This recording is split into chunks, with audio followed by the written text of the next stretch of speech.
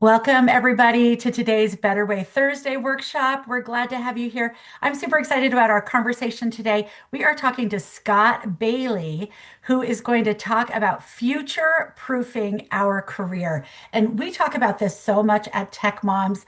Technology is changing so quickly, AI is changing everything. So we're excited to learn from Scott, hear some of his ideas about future proofing our career, especially in terms of AI and automation and what that means for us. Scott, I'm going to have you introduce yourself and I'm just going to turn things over to you. Sounds great. Thanks, Robin. Excited to share all of these thoughts that I have from my experiences, bring them to tech moms and to you, Robin, and so much to share. Let me present my screen here. So, hi, everybody. I'm Scott Bailey. I started a company called Efficiency Squared. I do trainings, I do consulting and coaching all over the world. I mean, a lot of virtual stuff, I don't get to travel to Europe much, but I've had the opportunity to train, consult, and coach uh, the major companies that you're familiar with. And I've worked with people right out of high school, in college, interns, to the 30-year executive. And I've learned a lot. And there's been some areas of focus I've been trying to understand better. Like, what are the gaps? What are the gaps that we all suffer with? And right now, it feels kind of scary to a lot of people entering the job market, but it's also scary for people who have been in their position for a very long time. Um, and so I've designed a few ideas. I've put together a few ideas here I want to share with all of you uh, to share with you those gaps I've discovered and give you an ideal path to outline a future proofing model for your career at any stage of your career. I'm talking to everybody. And so I want to bring that to you. I've got, at the bottom of this slide, you'll see all my certifications. I'm kind of proud of that. I have a few more, but yeah, I'm proud of that. That's what I'm bringing to you today is my background and expertise in those areas and how I've worked with others to help them step up their skills in those areas. And so um, I'm going to share that with you. So,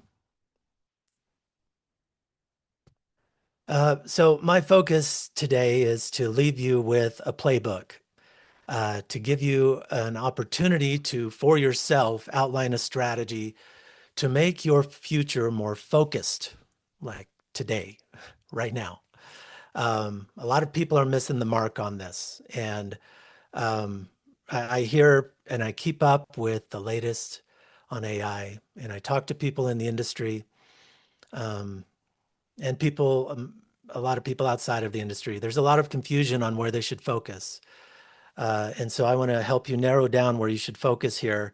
And uh, just to get to the point, it's not about learning how to prompt. That's There's a lot of waste that goes into uh, learning how to prompt, learning how to use agentic AI. Those tools are becoming better and better for everyone at every level to understand how they operate generally on the surface. But what about the interaction skills that allow you to actually use those tools in the most advanced ways possible? That's where the gap is. That's where the gap is. It's the foundational knowledge. And and so I'm going to give you a sharper perspective on what you need to focus on. That's that's that's where I want to really put all the emphasis here. I'm going to identify some power skills that I'm going to share power skills with you that, and what I would recommend is take notes. Frankly, take notes because I'm gonna give you a lot of broad contexts, but every single one of these areas has intricate details that you could hone in on and then find your niche opportunity to advance your knowledge and capabilities. And that's the focus point here. So I want you to leave with a playbook, one that you can execute right away. This quote at the bottom here Um, Take that as reality. I mean, how much money has been spent on basic AI training? To me, it's felt like, you know, you're jumping into a pond without seeing where the bottom, where the ground is underneath the water. And then you jump in right away and hit your head on the bottom and now, whoops. I'd rather get in there and enjoy my swim and make it the best swim possible, right? Make it the best experience possible. So I feel like people are jumping in head first without knowing how deep the water is. That's what I feel like is happening. And it's been happening for a while. And I recall like within the past couple of years, if you listen to any update about artificial intelligence and how people are adopting it, it's very clear that basic AI training is not producing value. Basic AI training. But how can you take that AI training and make it more valuable to the individual? And it's up to us as individuals to find that path. It's not going to be handed to us. And so we're going to look deeper than just AI, though. This is bigger than AI. And that's the key to future-proofing your career because the future is AI. So you cannot have this discussion without it. And I've lived in a world of automation and process improvement for a long time. I was at Goldman Sachs for a while. I oversaw some regulatory change there, and I was at BYU Idaho, where I got to participate with a lot of software implementations. And along the way, I met a lot of amazing friends everywhere I've been, and I miss them.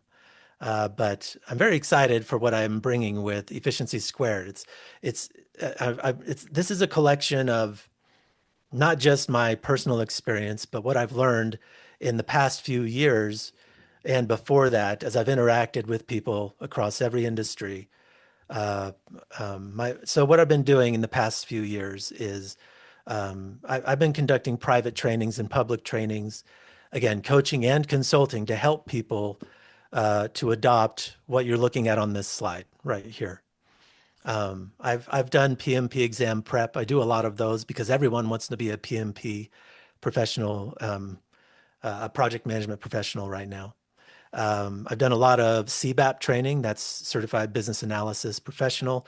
I love that one, and I'm going to really lift that one up here in this training. That's a huge one. I've got the Program Management Professional. That's actually rare in the world. I'm very proud of that one.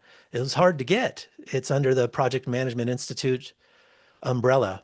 And I've also got others as well. Six Sigma is an area I love. But you know what? It took me a lifetime to get those. It took me a lifetime to get those, and I'm not done. And I'm not done. I'm scheduled to take the CPM AI certification, the Cognitive Project Manager and AI Cert test in July. Excited for that. I want the ProSci certification. That one's on organizational change management. I want so much more. I can't stop. And that's the world I'm in. That's the industry I'm in. My role involves, hey, you can't stop. It's part of what I have to do.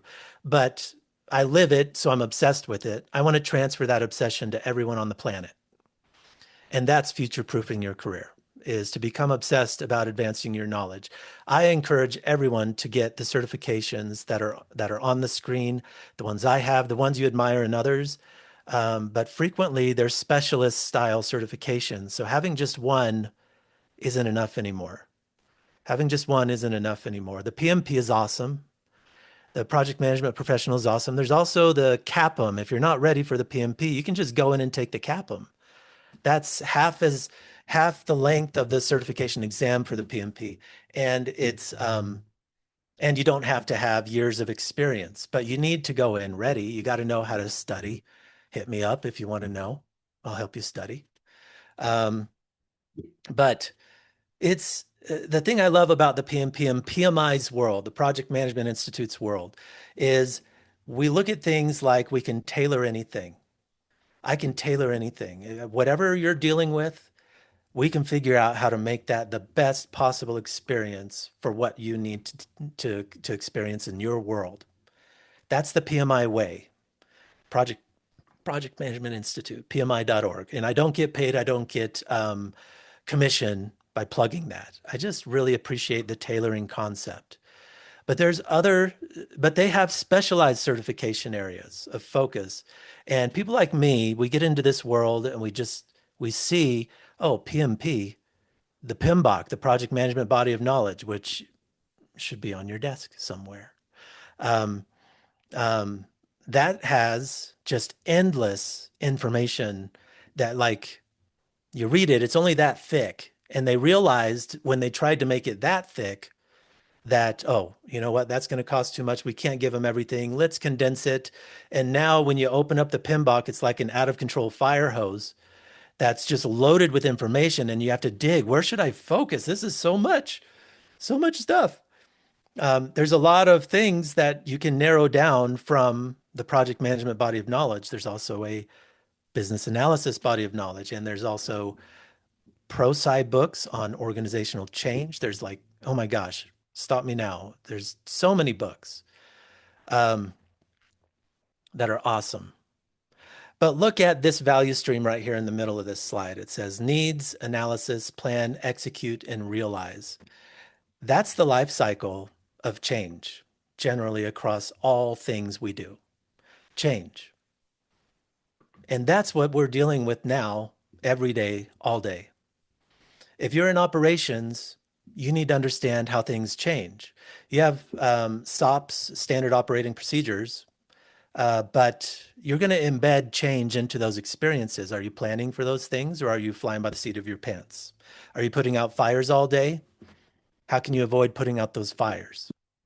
Um, so needs assessment is required. Understand how to align yourself to a strategy. So how do you look into a strategy? And with depending on your industry and role, you might need to be focused more on financial analysis, whereas others are engineers and they have to focus on product strategy up front and market assessment, marketers. Um, and then, wow, every industry, it taps everywhere. I've had every industry representative across the globe in my trainings, and they're coming to understand how to keep this organized. How do I align with strategy? How do I analyze the request for change or the circumstances for change so we can then plan in alignment to a realistic strategy that we discovered through a needs assessment? Then how do I align everyone to execute in the best possible ways, maintaining the highest possible quality, measuring performance of everyone across that work so that we can achieve and realize the maximum value possible? That V word is going to come up over and over here, the value.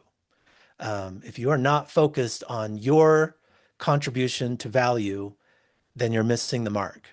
We get stuck in a day-to-day experience. And I was just looking into a few videos this morning to get some ideas on that I could bring. And like, think about the different roles that exist right now. And let's just think about it.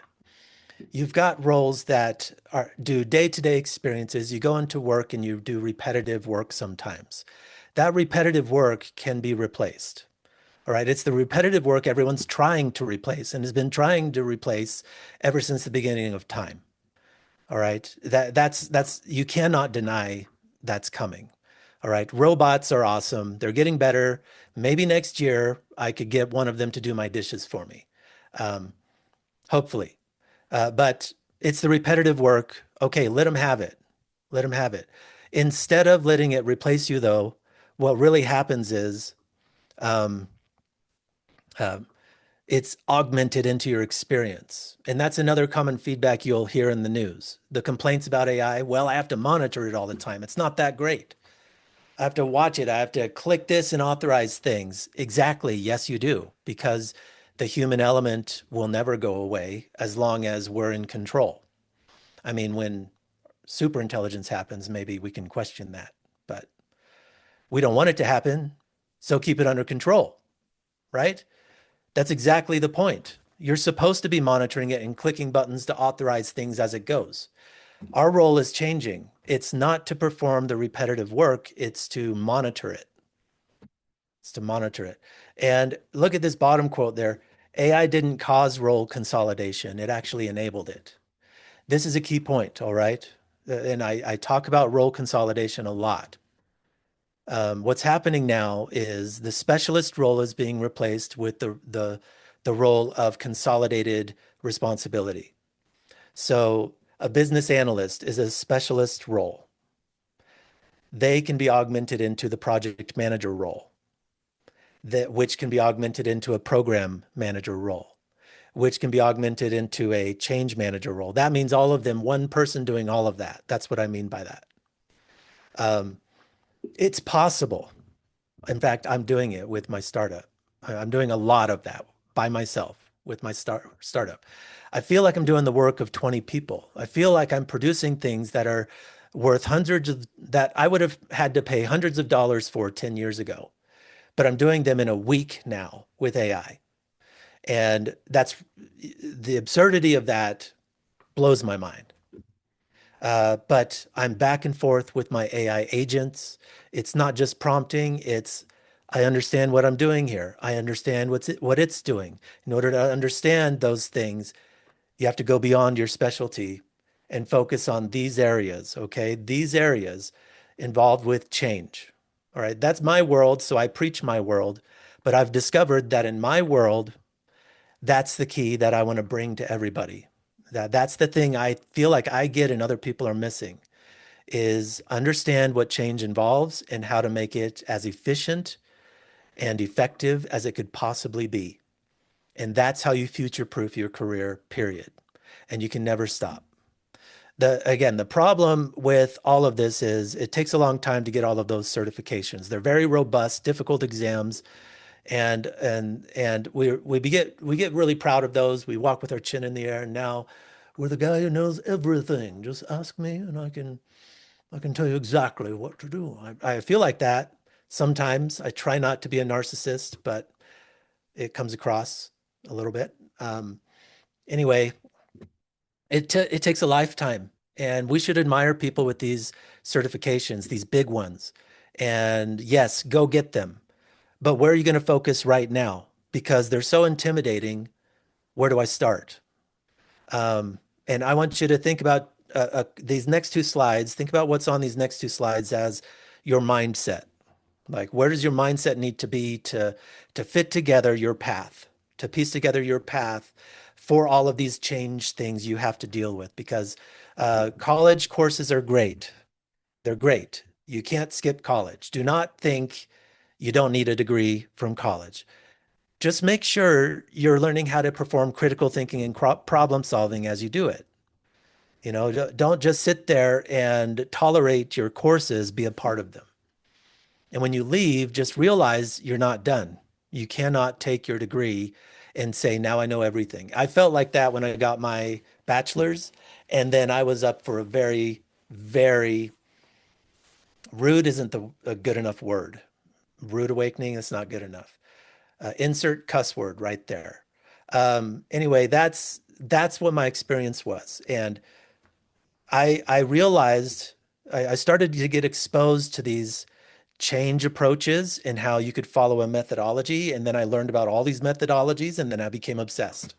And then I just became obsessed. And I'm very grateful to the people who encouraged me and pushed me and supported me through all of my annoyances to help me become the person I am. I'm very happy that I'm here. But what I want to transfer again, I want to help you find your path in your world because not everyone needs to take my same path, right?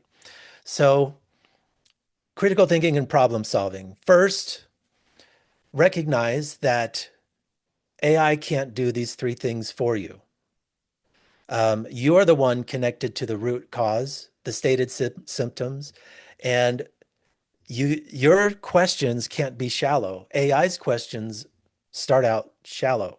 However, it's becoming better and better. Its questioning is getting better and better. It can discern better. And that's why you think AI might replace you someday. We're not going to allow that though. Humans are going to interact. That's been my experience, and that's what I see as I implement these solutions. Um, but you represent the human element, the human need. And that human need cannot be replaced. Empathy from a human sense is impossible to replace with a robot. People are trying and it's failing.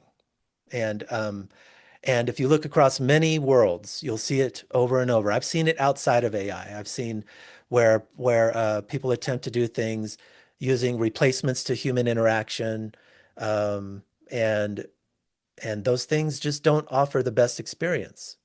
Like I go to Walmart and nobody talks to me. I don't know if anyone speaks my language or not, honestly. And I just want someone to acknowledge my existence on this planet and go, hi. They don't even do that. I'm like in their way. I have to move out of their way.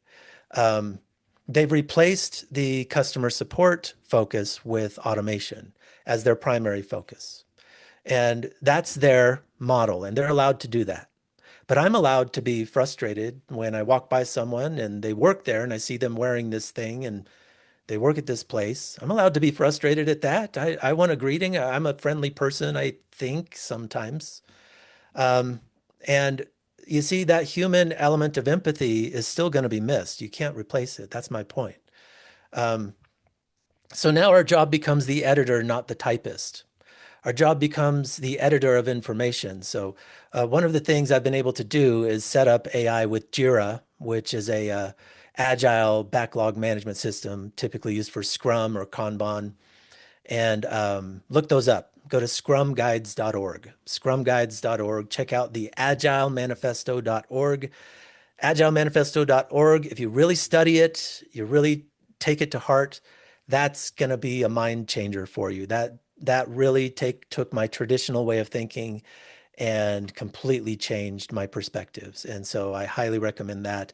Take one of my Agile courses, by the way. I'll preach that one. I'll preach the heck out of that. So I was able to create this Jira system, which where I control the workflow and interact with Cortana, my AI system. It's now my developer, and I have immediate responses in there. I can control it, contain it, and I have human checkpoints I've put in there.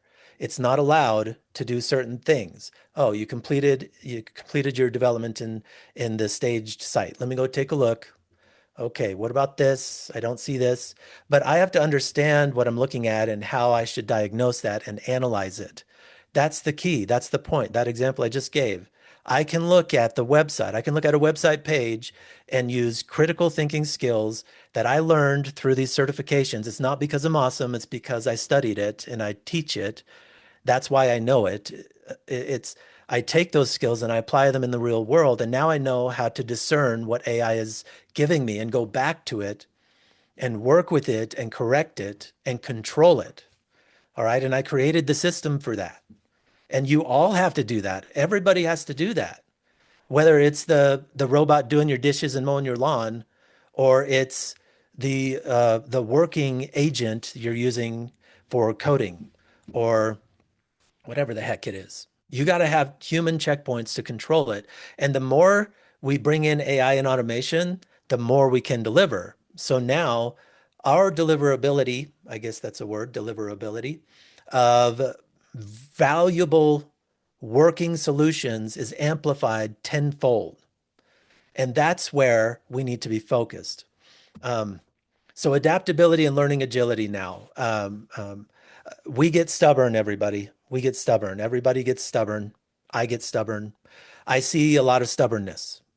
Okay. When I teach my training courses, I show them how to shoot for the stars. I'm like, this is how far you can go. Because what I believe is, um, I believe in Abraham Maslow's quote. He said, if you only carry a hammer with you, you'll treat everything like a nail. Think about that. If you only carry a hammer with you, you'll treat everything like a nail.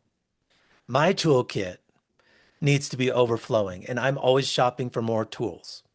All right. Some of my tools stay in their packages and I never open them. Some of them I use a lot and I keep them oiled up and shiny and pretty.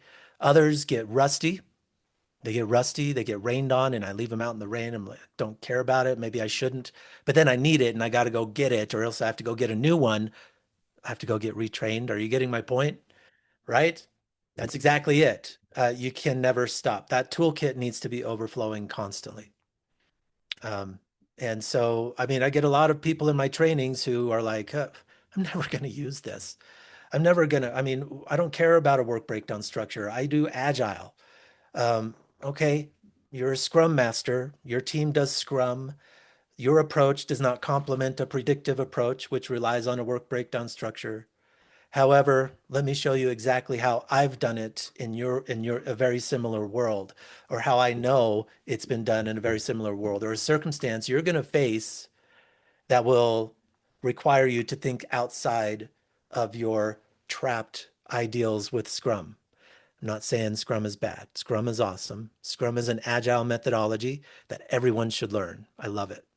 Um, but some people learn only Scrum, and so they obsess about it. Now we have to look at what's best for us. We have to be adaptable to what we're looking at. And that's the PMI way of thinking I was telling you about. That's the E2 way of thinking, my efficiency squared thing. It's all about tailoring the circumstance. Um, it's not just being flexible. It's shortening the time between I don't know this to I can actually use this. I get it. I read the box for this tool. I understand it. And I've been trying it. I've been experimenting with it. I get it.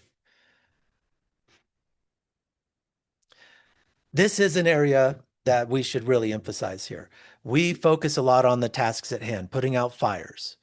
Putting out fires. I'm really good at putting out fires, right? You're really good at putting out fires. You're responsive.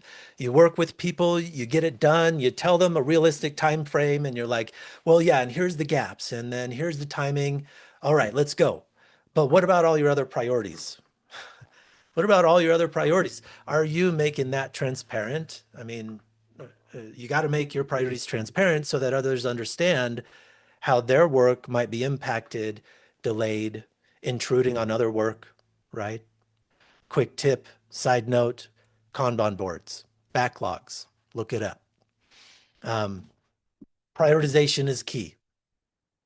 And how do you prioritize? My agile people out there, Agile Manifesto, you prioritize by value to the customer. That's how you prioritize. Who's your customer? Identify who they are. You're thinking end user, end customer, the person buying your product. Well, maybe you can't do that. You can't think that way because no one's using your product on the outside of your organization, but the internal customers are there too. So who are they? Those are your stakeholders. You're a stakeholder too. Who is expecting value from the things you're doing? You should be expecting it for yourself. Those are your goals. What's motivating you? What's motivating you? Money is not a motivator. It's a hygiene factor. That's Herzberg's motivation hygiene theory. It's a hygiene factor. Without it, without that money in place and a good working environment, the motivations that really drive me are going to be lessened. I'm not going to be as motivated. That's true. They influence the motivations. Things like advancement, just being happy generally in the workplace, coming to work, those are motivated. Those are motivations. So anyway, for you personally, check it out. Go ahead, Robin. So I'm just wondering, Scott, if you could give us an example of like a real world project work versus value delivery. I'd love to have a clearer Yeah. understanding, like kind of in concrete terms of what's doing, just the project work where we are really want to be delivering the value. Oh, you got it. Yeah. Thank you. All right. Typical world of a specialist project manager. The new project manager, they typically get assigned to just track work in progress. Track work in progress, keep your Gantt charts updated, make sure the start and end dates are starting where we're supposed to start, end where we're supposed to end, and then put all your people in the right place, make sure they're doing the things they need to do. You've got the resources in place, materials, equipment, supply chain, it's all going and moving the way it should be. That's day to day, that's project work. But then why are you doing all of that in the first place? All right. And that's if you find yourself just doing tasks and putting out fires, and you're just taking on the next fire, like someone's going to bring a torch and they're going to light up the next fire for you today.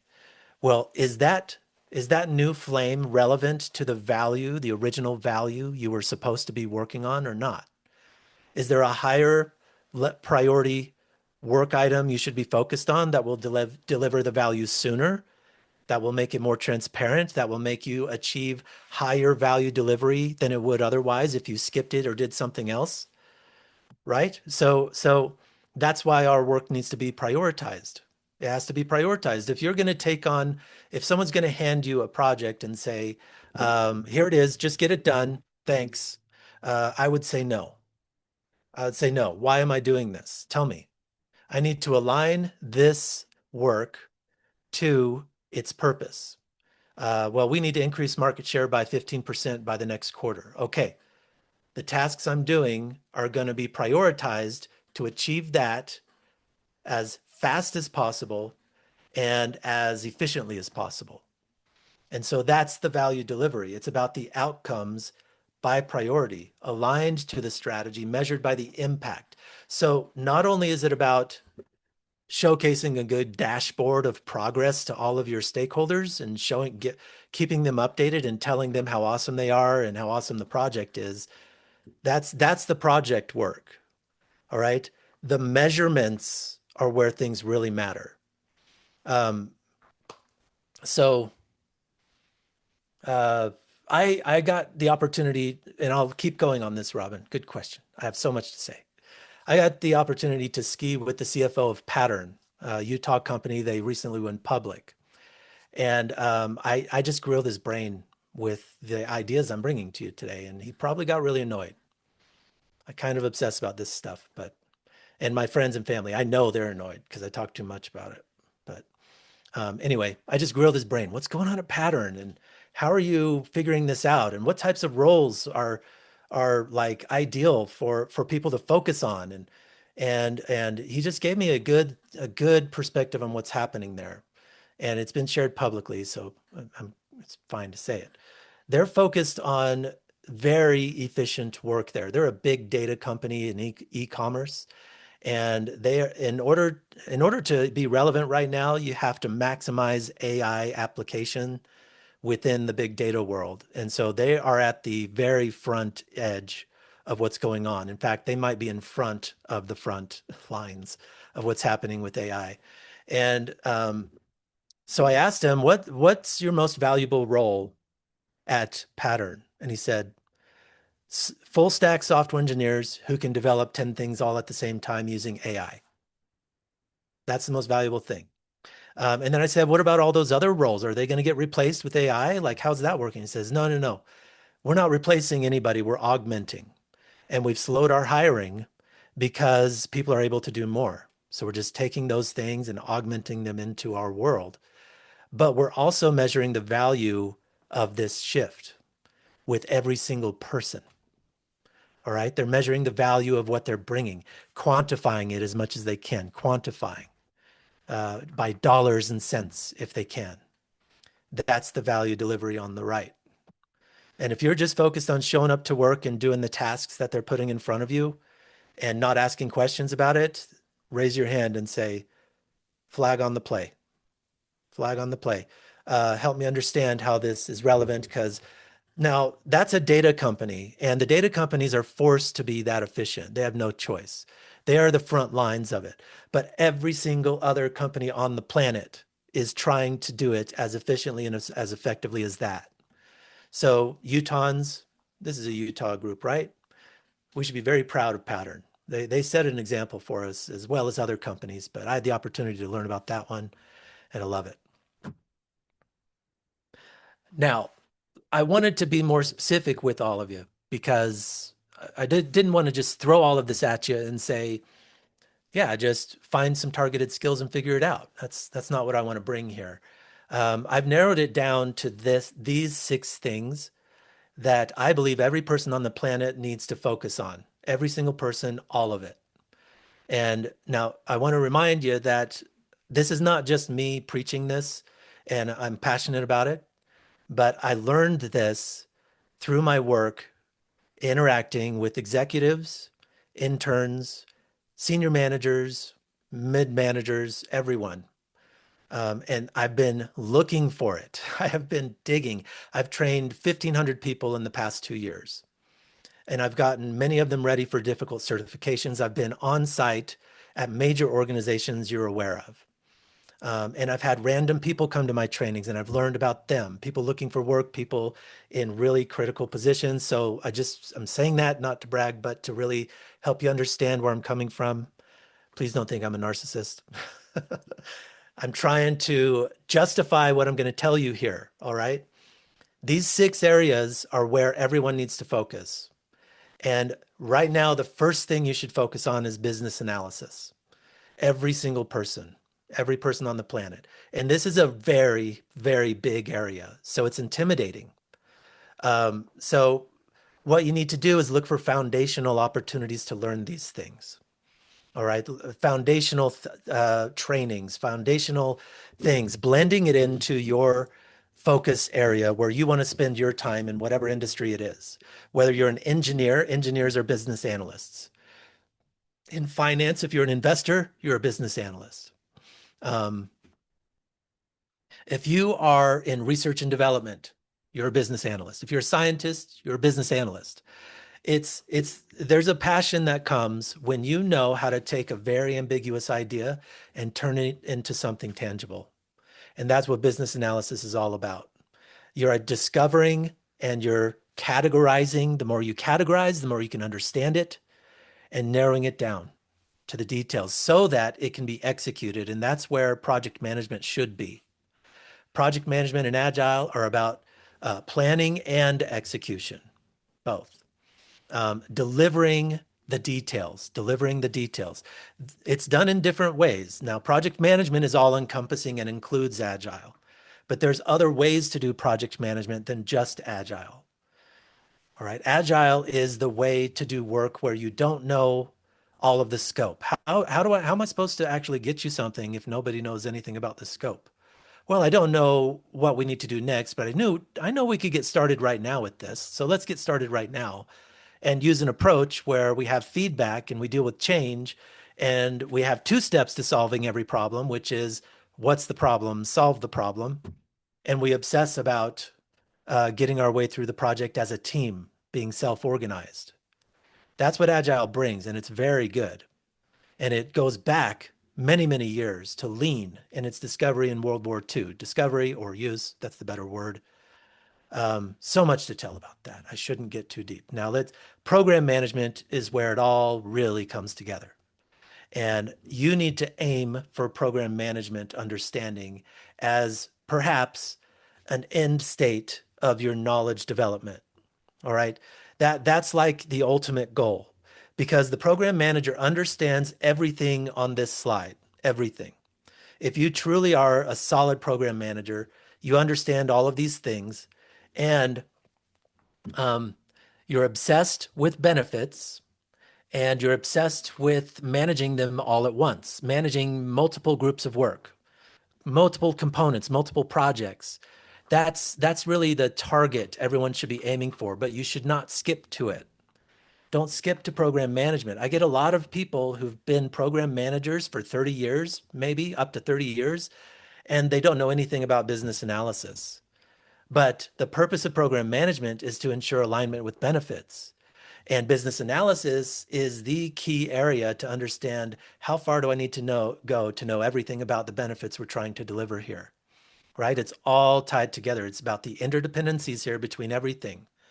Organizational change management is about, hey, there's a new cultural change that could happen with this product we're implementing, or we have a cultural change happening generally. How are we going to deal with it? Now, this is an overarching world of many things to focus on. Some people, I know many people who are just organizational change managers. They even gave it their own acronym, OCM. Perfect. That's an awesome world. I love it. I want to be ProSci certified. I want to be change management certified. That's on my list too. But I don't just live in organizational change management. And that's what I want every OCM out there to know. You can't just live in that area. You got to get into all these other areas if you want to be truly effective in performing organizational change anywhere. And leadership, of course, you cannot leave out leadership because interacting with others and working with others to engage with them in the right ways is a necessity. And so um, you can take endless leadership courses and become a leader and never know any of these things as of today. But 5 years from now, leaders won't be allowed to get away with that. That's my prediction. So Scott, help me if I'm to make sure I'm understanding this correctly when we're talking about future proofing and what we want to be doing as we're looking forward because of the capacity and the ability of AI to do these really specific mundane tasks. Kind of the Mhm, days of humans being able to be hyper specialized are over, right? Because mhm. you're saying the program manager, the change manager, the leader can't just be focused in that one area. They need to have a knowledge of how all of this works. Is that what you're saying? Is that how am I understanding you correctly? Absolutely. That's the statement I mean at the bottom there. Um, um, if you are subjecting yourself to working in your whatever role you are, using your own intuition, not going into an automated and AI world with the skills that are on this page, you are going to miss the mark. Um, and that's how it's happening right now. Because what do you know about financing before you go in to work with the AI? How do you know about analyzing those finances? What do you know about writing requirements? Writing requirements and holding the AI accountable to deliver the requirements at the highest possible value they need to be achieved. And we cannot be subordinate to AI for all of that. We cannot. It can help us with every single thing on this page, but it's helping us. It's augmented into the experience. And I can do things 10 times faster, 20 times faster in some cases than I ever used to be able to do it because of AI. But if there are gaps in my understanding of what I'm asking it to do, that's where I'm a subordinate to whatever it tells me. And we can't let that happen. Go So ahead. I was just going to ask you the question. I think you answered it, but I just want to clarify a little bit as well. Um, in order for us to be able to have this broader skill set, this broader understanding, all these different areas, the way we have time to do that is that the AI is doing the specialization, right? And that's how we can be Right. broad. Okay, thank you. Right. I was like, how are we going to be a program manager and understand Agile and understand all the business analysis? But if we're Yeah. but if the AI is doing the day-to-day mundane, getting all those things done, then it frees up time and space for us. And we do have the like cognitive complexity that we can do this more broadly. Exactly. Thank Okay. you. Yes. Yeah. Thank you for that clarifying point there, for sure. Um, and that brings a good point here. We don't want to be the ones left out of the future, you know, and our stubbornness is what puts us into that category. The stubbornness I'm talking about is refining and constantly pursuing an upgrade to your knowledge in those areas. That's what I'm talking about. And if you don't constantly pursue it, you're going to be left out of the future. That's because AI demands it. AI demands it. And so now those those tasks you never wanted to do in the first place, copy paste this, data entry that, you know, that is now all done with AI. And there's many ways, even beyond what people even think of. We're training our brains now to get used to it. It's hard, but AI can do so much more than we can imagine. Um, and we might want to let it do that, but the human element is where we should focus, right? So if we embed ourselves into that world and we want to be part of the future of advancing things and working in common workspaces that we have today, then we have to know how to optimize all of that AI and automation. And if we are not the ones who optimize it and know how to optimize it, then someone else who does is going to have that role. And that's how you set up a good future. So that's why I say foundations first, then accelerate.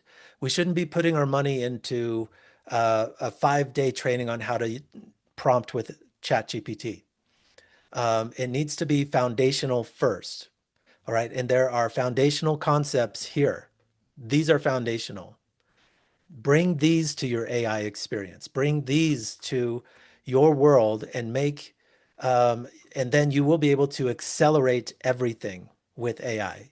You can look at the AI and think, oh, better process and interacting with the AI. Okay.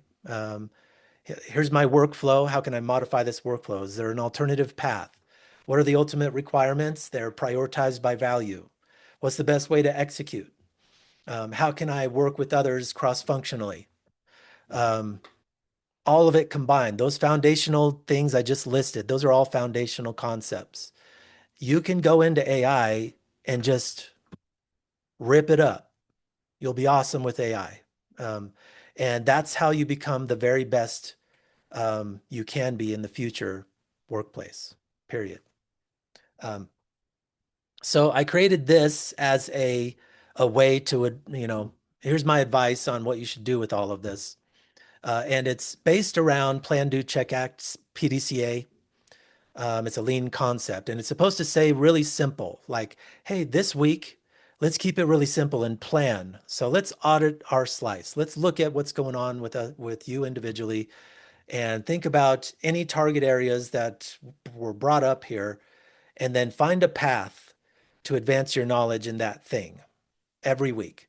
What's my new knowledge area this week? What's my new knowledge area that week? And I've given you some target areas to focus on.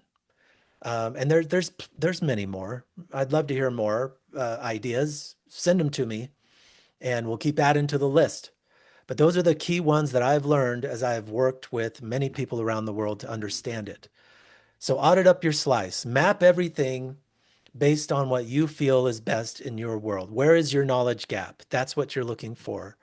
Run a power skill repetition. Like, look at both sides. Think about what I know, what I think I know, and then look outside of that world. What's really going on out there in this target area? Maybe it's in project management and you want to know more about scheduling and the Gantt charts and the other things I said here. Look that up and then look up the PMP and look up these certifications. I got started in this world because I saw a job application that wanted a PMP. And then I looked up what that is, and then I looked at the PMBOK, and then I got deeper and deeper. That's how you get into this stuff. Apply a new AI tool to a discipline you already know.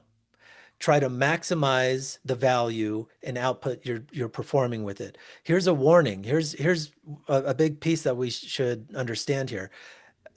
There was a time where I was focused too much on automating the tools when I should have been more engaged with the people. So don't let the tools replace the people. That's not what we're trying to do. All right.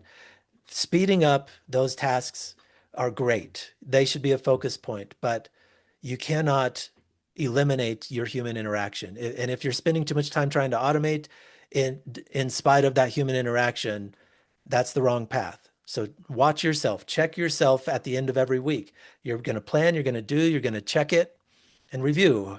What could we do to make this better? What could I do to make this better? So act on it and then do it the next week. Document what you're doing. Look at it, document it. What's going on with my experience here? What's my path look like? Write down a path to get to where you want to be. And then state everything in terms of value. State everything in terms of value.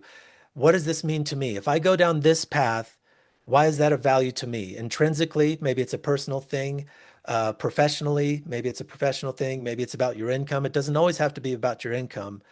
Don't we just want to be happy? Don't we just want to be happy? There's other things to include than just our income in your planning here. And so this is just my final thing I want to leave with you here. AI doesn't replace professionals, it replaces professionals who refuse to integrate. So if you're going to future proof everything given what we are facing today, you have to integrate all of these skills together. Become a super specialist, a super generalist with many skill sets. And so if you're targeting, I want to be a project manager, I want to be a financial analyst, I want to be a mechanical engineer. Okay, what else then? Right? That's a role that is specialist in an area, but there are many things you have to do to complement those roles, those particular roles, to make you the very best you could possibly be. And the world is demanding that right now.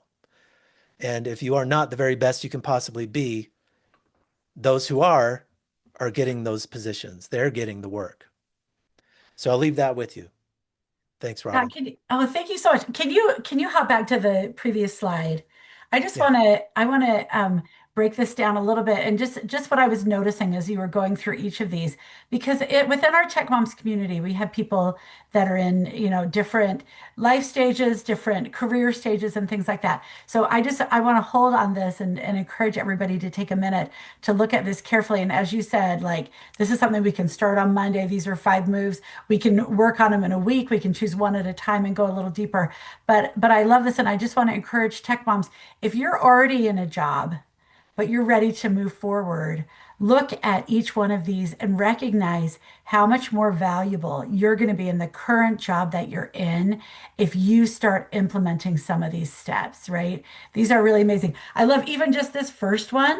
When you're talking about augmenting our own careers with AI and our own roles with AI, looking at the gaps on either side and then starting to bring those in underneath our own cycle because we have more capacity because of AI.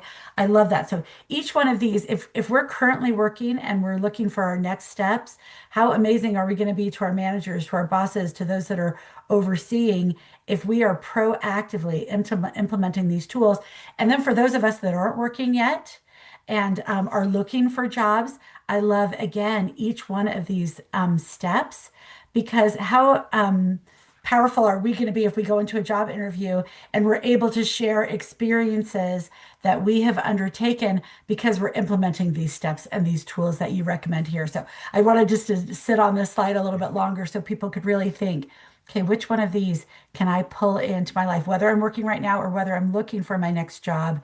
How can I start to implement these great ideas so that I'm more prepared to really go out and add value, whether as a new employee or as a current employee looking for a promotion or a way to grow within our organization. So love all of these. These are so great. Scott, thank you so much for taking time with us today, teaching us about some of these principles and really helping us understand, maybe shifting our mindset a little bit when we're thinking about how we're going to be moving forward. I know that I personally feel overwhelmed all the time by AI. I'm scared of it. Yeah. I'm a late adopter, just like generally, like I get a new phone and I don't even get out of the box for a month because I'm just like, I got to deal with this new thing. So it's not natural for me.